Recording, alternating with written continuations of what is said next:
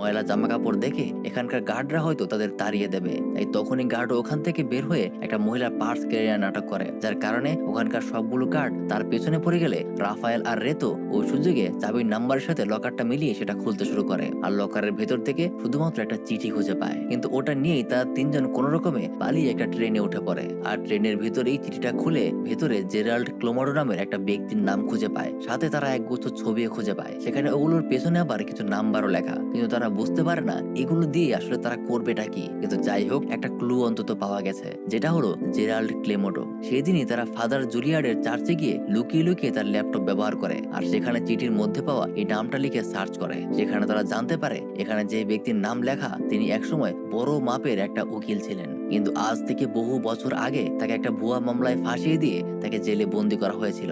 এখনো তিনি জেলখানাতেই আছেন। তারপরের দিন অফিসার ফেডরিকো আবার সেই ময়লার স্তূপে সেই ব্যাগটা খুঁজতে